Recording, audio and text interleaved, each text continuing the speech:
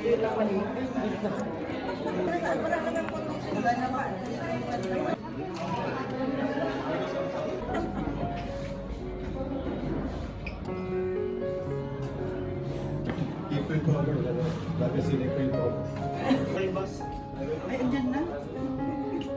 so they are also listen, and that is not so.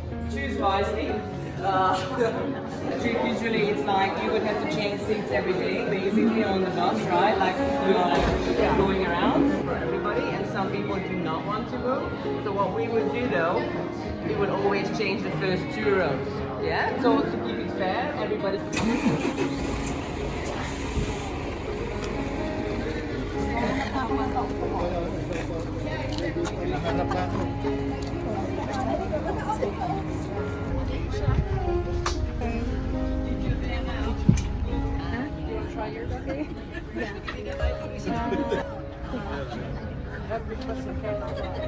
Keep going. And of course, if you have any questions at all, please let me know. To be 2 priorities on this trip, well, maybe 3. So priority number, and in Europe, drivers are really not nice. They are not going to be like really concerned if you want to like cross the streets or not. Don't be shy. You don't have to scoot on over just a little bit. Wow.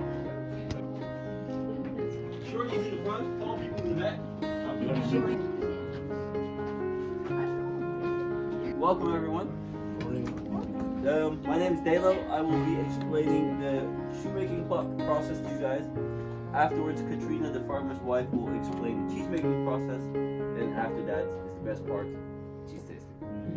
I don't like cheese, but for me it's the best part. No, so we're gonna start with clogs. Clogs are of course made of wood. So I have a block of wood here. Now the wood type that we use is mostly poplar wood. Oh, do you guys want to squeeze in? There are 2 ways that we can make the clog. We can or do everything by hand with the big knife here. The only problem with the knife is it takes about 2 to 2.5 hours just to make 1 shoe.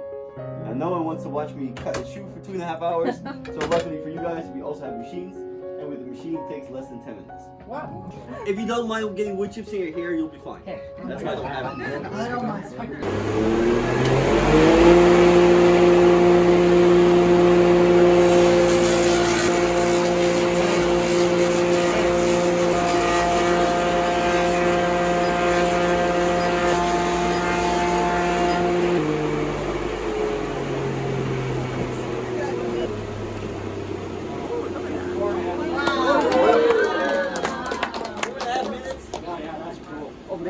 That's slow.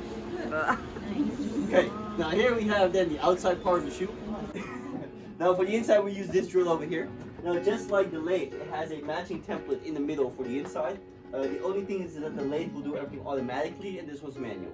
Now you could also put 2 blocks in the lathe. They also rotate in opposite direction for left and right.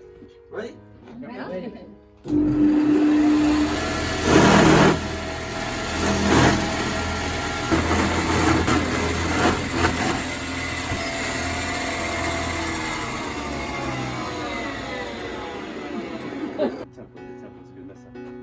Oh, it's wet. Yes. Yeah, I'm too short. I'm too short. Not dry or? I mean, that would be logical. No. I meant like I didn't know if you used. Can you see it in the back?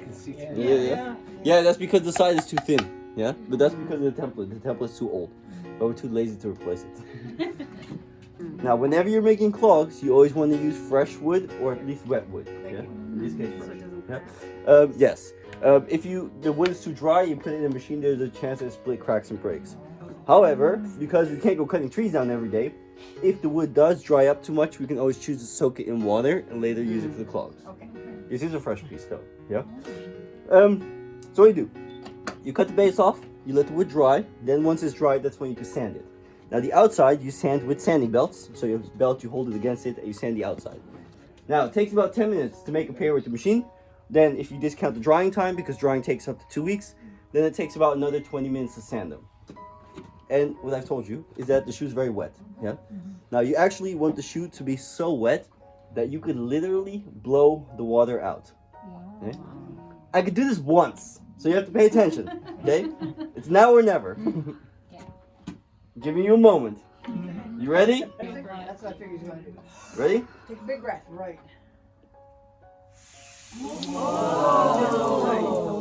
Shut up. That's cool. Do it again. Just kidding. I can only do this like 10 times a day and then it's like done.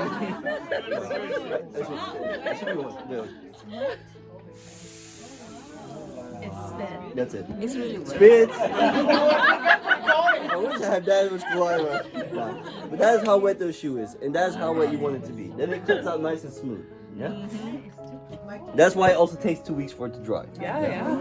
Now the shoes, they come in a lot of different shapes and sizes. You can make them itty mini for like keychains or for souvenirs. Of course, if you want to make itty mini shoes, itty mini templates. Yeah. Shoe kebabs. Right? Yeah. The shoe with the hole in it that you asked me about. Yeah, it has a hole in it. So this is naturally the holy shoe. Oh yeah.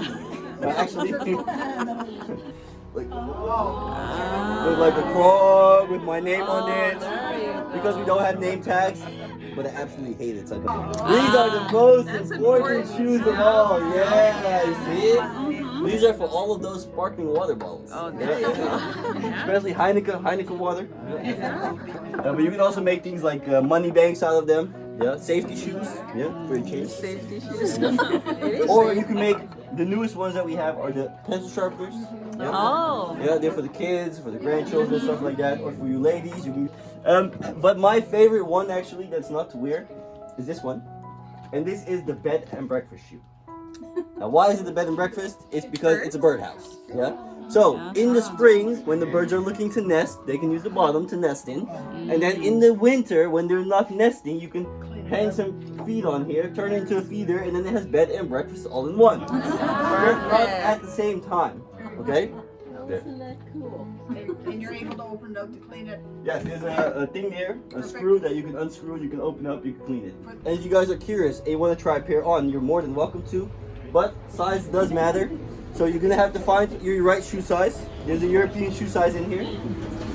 And what you do is you take your foot and you push your foot all the way to the front. So your toes are touching the front. And then your thumb has to be able to fit in the back. So they're going to be a little bit bigger than your regular shoes because you're supposed to be able to slip in and out of them easily. You're generally worn with thick socks. And remember, this wood doesn't stretch. If you don't have that extra room and your feet swell up for any reason, they won't have any room to breathe. Now, they're not going to be comfortable right away, so don't expect them to be. It does take a lot of getting used to, mainly having something hard on top of your arch, because we're used to our feet bending and they don't bend. However, once your foot is used to it, then the more that you wear them, the more comfortable they become, because it is a soft wood. The wood will slowly shape towards your feet, and that's when they become comfortable. Yeah, but you really have to get used to them though. Now, people always ask me, are clogs still worn today? Yes, clogs are still worn today. Now, they were originally designed as work shoes in the 1300s by the poor working class, which were mostly the farmers. So they were used as work shoes. Then by the 1800s, they became the most common footwear. So not only for for the poor working class, but also as everyday shoes. Now these days they are still worn, but there's only a minority that wears them as everyday shoes or as work shoes though. But these days they're mostly worn around the house. Oh. I don't mean in the house. Literally around the house. Yeah? So if you want to do some gardening, grab something from the shed, walk around the property, things like that. That's what they're mostly used for today. Slide, right? Like this. Did I answer everything you wanted to know? He's married. Who? Me? I'm not married. Oh, you're there. I am taken.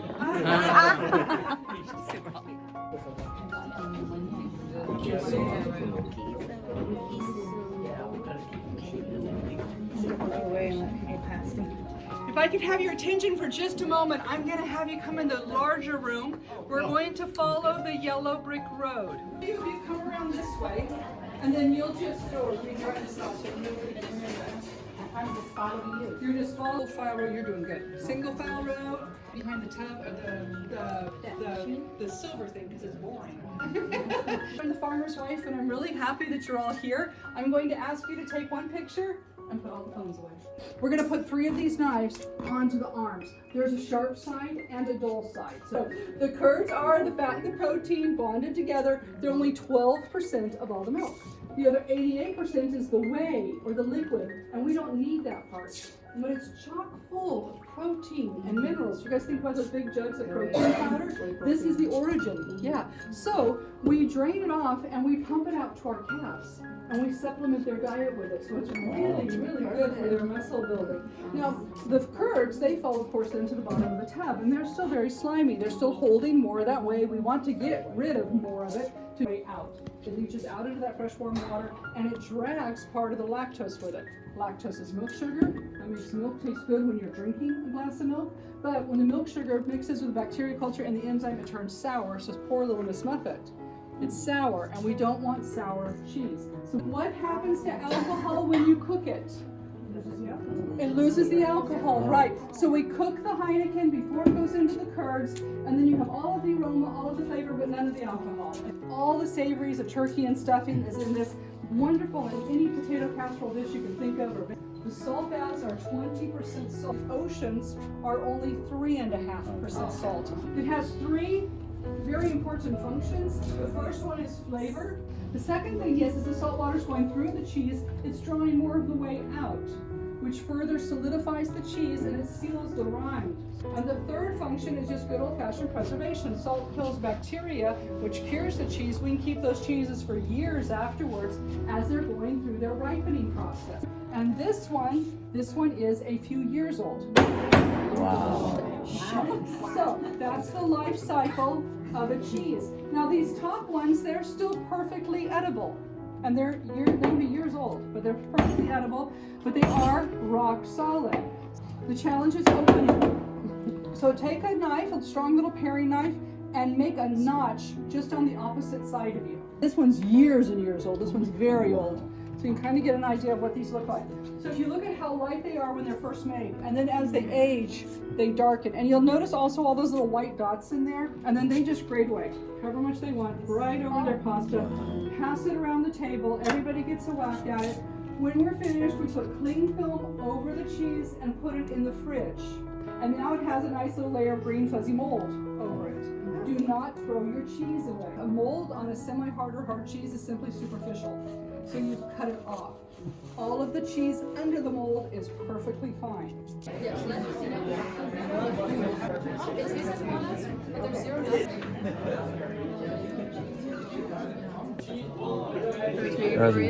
Thank you.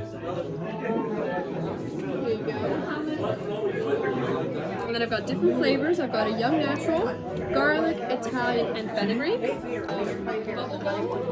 This is the Heineken cheese. It's kind of spicy. This is a spicy one. They call it a mother-in-law cheese.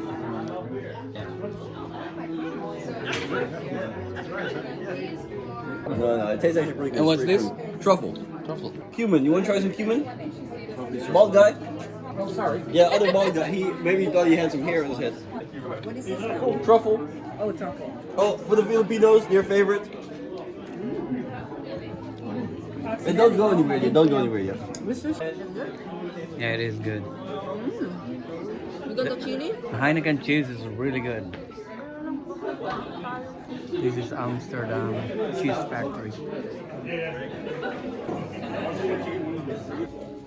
Anji ko adi Heineken. Pwede ako mag-taste pag Alright, let's see. You got 3 cheeses, which you get 50 cents off each. Are they going in an airplane?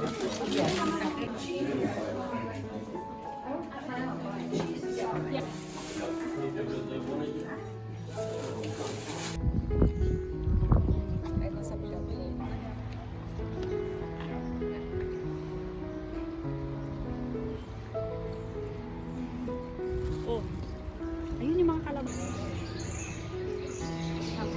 Small. Yeah.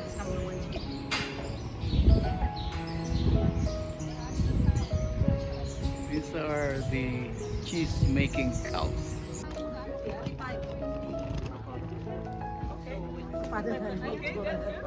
55 ka na ba?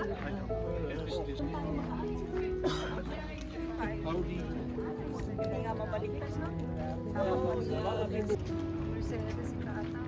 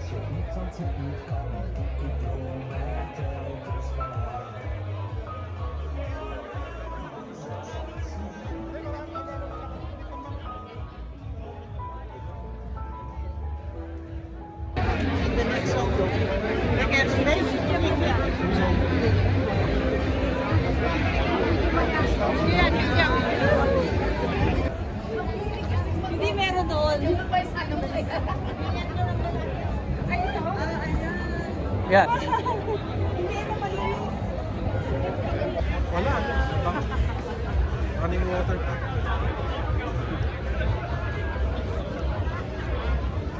Nakasunblock na yan, pero still kakatulog sa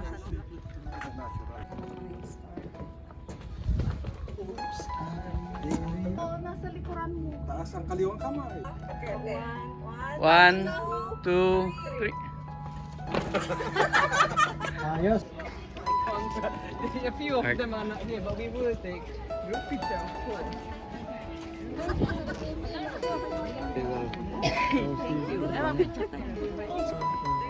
Hindi ba pwedeng camera? Ang lakas mo.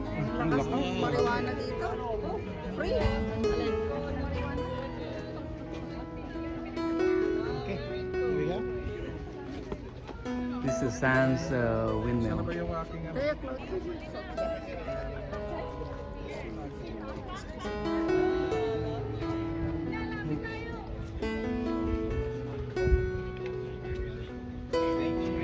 Ang dami ko kinain cheese.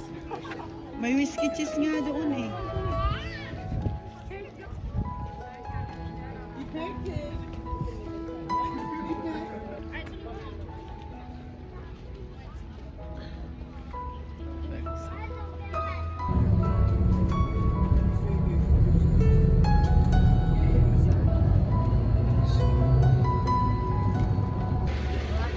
Okay, this is Mark and Anne. Fantastic. Awang pa ito pala may isa mo na. Sabagay, the ice na siya.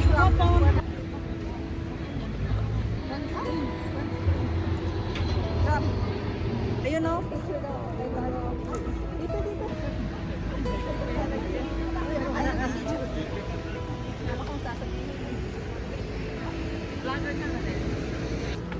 Yes.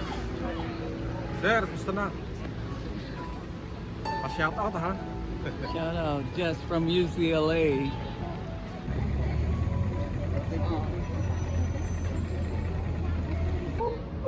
Pok pok. Muscle po.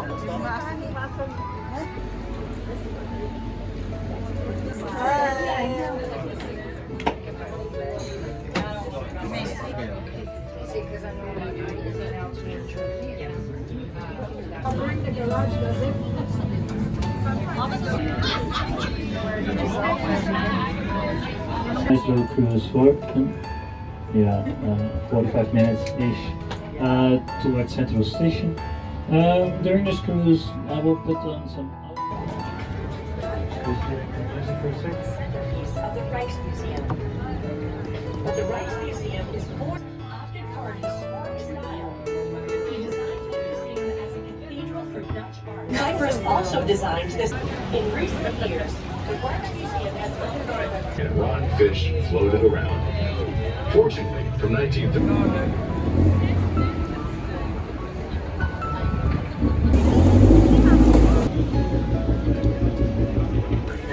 Connected by a long transverse canals.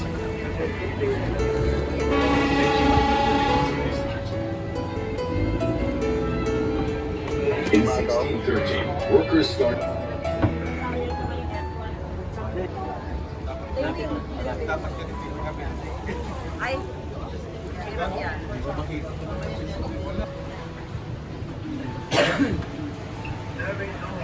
But a clever form of tax evasion. In the 17th century, the Amsterdammers had to pay Deceiving. high taxes.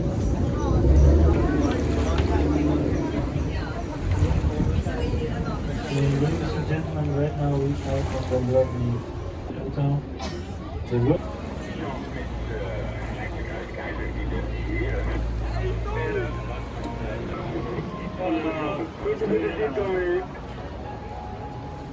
Amsterdammers pedal their bicycles about 2 million kilometers.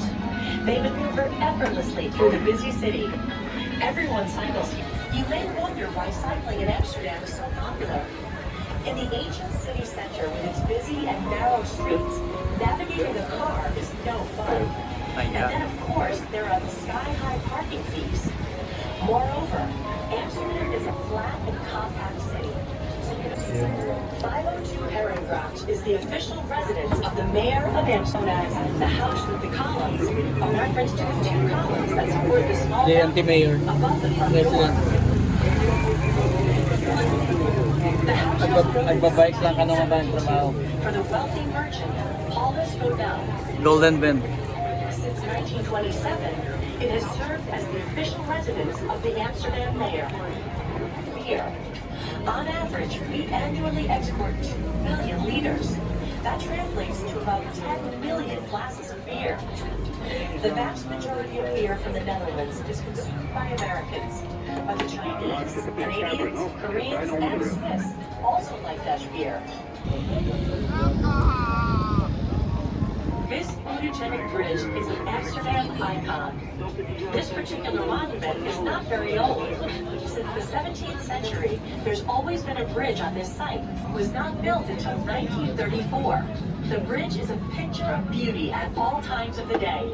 But at night, it is something special. That's when it's illuminated with no less than 1,200 LED lights, creating a most enchanting sight. One of the most controversial buildings in Amsterdam. The architect Vistas once said that he has never designed a building that sparked so many protests. Oh wow. We're talking about the De Stolpen building complex. Here you will find the City Hall of Amsterdam and the theater of the Dutch National Opera and Ballet. Before the Stolpen construction was started, it was discussed for years.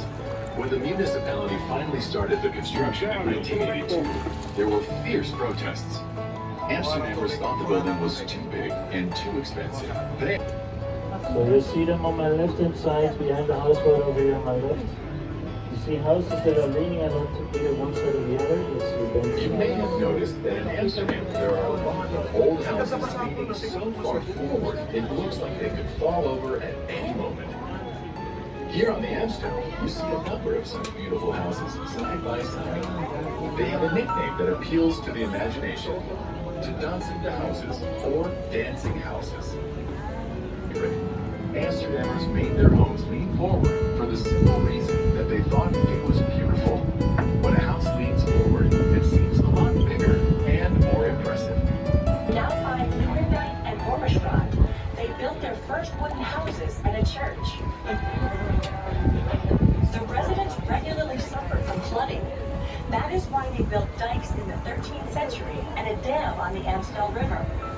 This dam creates a market square that still forms the historic heart of the city. And what name do they give this square? That's right, Dam. The most famous square in Amsterdam. Amsterdam owes its name to the dam on the Amstel River. It's going to be on my right hand side. Discover the most beautiful treasures. But then World War II broke out. Tensions. Living on the water became popular after the Second World War, where there was a great housing shortage in Amsterdam. Many people converted discarded barges into cheap living space and sought a place to moor in the canals. People also built houseboats, which were a kind of bungalow built on a floating concrete barge.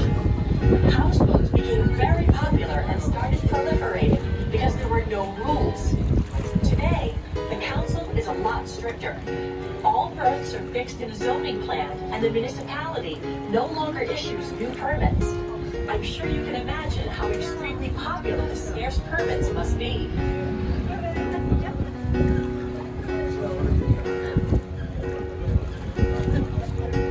Saan ka naka-stay dito sa receiving lang. Yeah. Residence din eh. Yung no. Ko. Tas labout lang nung nakakuha mo lang di ba concrete. You can't imagine it now, but during the 16th century, Amsterdam was regularly under siege. To protect the east side of the harbor against attacks, the round tower that we now sail past, the Montalbanstoren, was built around 1516. In the early 1600s, and as a consequence of the expansion of the city, the Montalbanstoren lost its function as a defensive structure, as the tower was located within the city limits. After that, the historic building served, among other things, as a police post and the city water office. You can easily maybe get like 800,000 euros, 900,000 euros for that.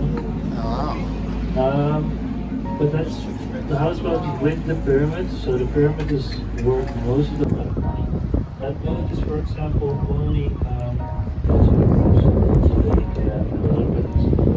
You can't miss it. A huge green building that seems to rise from the water. This is NAVO, the Museum of Science and Technology. The building was designed by the Italian architect Renzo Piano, whom you may know from the Centre Pompidou in Paris. With NAVO, he made a building that protrudes above the Amsterdam A tunnel, like the bow of a huge ship. If you have some spare time during your visit to Amsterdam, be sure to go up on the roof of the NAVO. There you will find Amsterdam, with its breathtaking views over the city. It is a wonderful place to linger, especially in the summer. Lost its function, it deteriorated into a desolate corner of the city, thought of as a virtual blind spot next to Amsterdam Central. You wouldn't say that now. In 2003, the Orthodox Island was completely overhauled. The renovated area also contains some hotels, restaurants, offices, and luxury apartments. Melchior van der Weij was commissioned to design the beautiful elements from the past have been preserved as much as possible.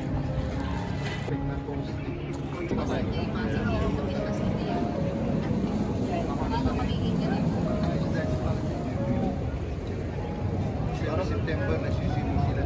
Para sa Pasig River, pagkino na siya ito balita. Pero sa ilalim.